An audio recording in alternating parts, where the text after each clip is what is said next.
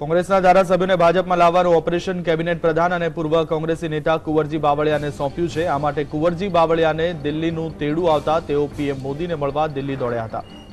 કોંગ્રેસમાંથી આવી સીધા પ્રધાન બનનાર કુંવરજીને કોંગ્રેસના કેટલાક ધારાસભ્યોને ભાજપમાં લાવવાની જવાબદારી સોંપાઈ છે। સાથે ઓબીસી નેતાઓને કેવી રીતે સમાવવા તે અંગે પણ પીએમ સાથે ચર્ચા કરી છે।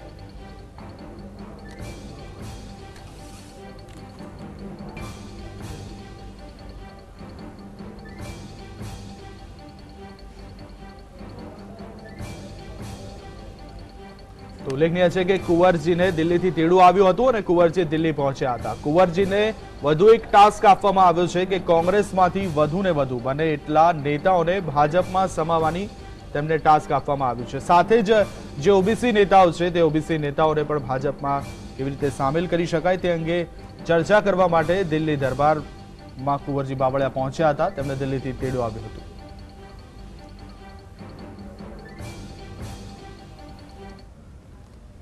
અને આજ અંગે વાત કરવા અમારી સાથે જોડાયા છે ગાંધીનગરથી અમારા સંવાદદાતા મલ્હાર વોરા। મલ્હાર, જણાવશો કે આજે દિવસભરનો ઘટનાક્રમ શું રહ્યો? કારણ કે જે પોલિટિકલ સ્ટ્રાઇકની જો વાત કરવામાં આવે તો કોંગ્રેસના કેટલાક ધારાસભ્યો કેટલાક નેતાઓ ભાજપમાં જોડાવાની વાતો થઈ, તો સાથે જ આ નેતાઓએ એ વાતને રદિયો પણ આપ્યો। સાથે જ અલ્પેશ ઠાકોરની વાત કરીએ તો આવતીકાલે તમામ પત્તા ખુલશે તેવી વાતો થઈ રહી છે। દિવસભરનો આજે ઘટનાક્રમ શું કહી શકાય?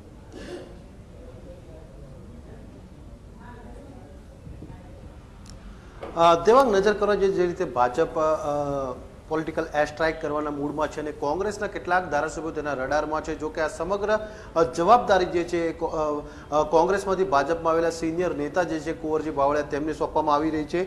ખાસ કરીને જે રીતે ઠાકોર સમાજનું સંમેલન હોય તેને લઈને પણ ક્યાંક ને ક્યાંક કુંવરજી બાવળિયાને સરકાર તરફથી ટાસ્ક આપવામાં આવ્યો હતો અને કોળી અને સાથોસાથ ઠાકોર સમાજના લોકોને તેમના તરફ આકર્ષિત, એટલે સીધી રીતે ભાજપ તરફ આકર્ષિત થાય તે માટે પણ થોડાક દિવસો પહેલા તેમના નિવાસસ્થાને એક મહત્વની બેઠક પણ કરી હતી।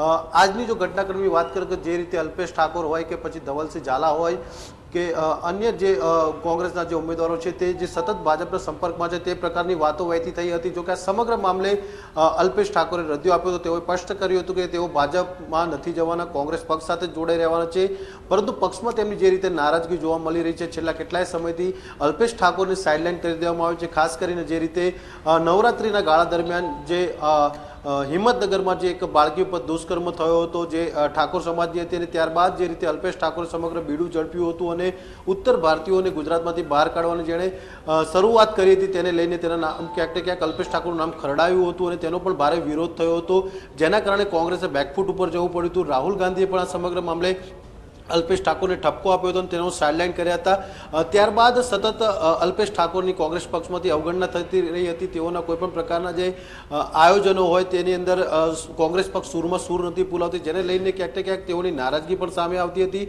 તો થોડાક દિવસો પહેલા અલ્પેશ ઠાકોર વહેલી સવારે રાજ્યના મુખ્યમંત્રીના નિવાસસ્થાને પહોંચી ગયા હતા અને ઠાકોર સમાજના પ્રશ્નોની ચર્ચા કરવાની છે તેવું મીડિયા સમક્ષ રજૂઆત કરી હતી। પરંતુ વાસ્તવિકતામાં તેઓ વહેલી સવારે જ મુખ્યમંત્રીના ઘરે પહોંચ્યા, ત્યારબાદ પણ રાજકીય અટકળો શરૂ થઈ ચૂકી હતી।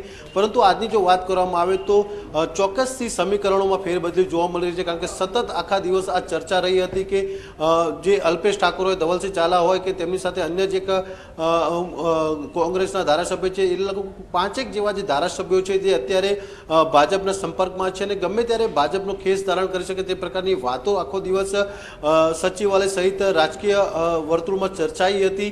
પરંતુ હજુ સુધી કોઈ પશ્ચા નથી થઈ, કારણ કે જ્યાં સુધી અલ્પેશ ઠાકોર કે પછી સરકાર વચ્ચે વાટાઘાટો ન થાય, બંને પક્ષો વચ્ચે સમજૂતી ન, ત્યાં સુધી સરકાર પણ આ મામલે કોઈ પણ પ્રકારનું કહેવાનો ઇનકાર કરી રહી છે। તો બીજી બાજુ કુંવરજી બાવળિયાની જો વાત કરવામાં આવે તો કુંવરજી બાવળિયાને આજે અચાનક દિલ્હીનું તેડું આવ્યું હતું।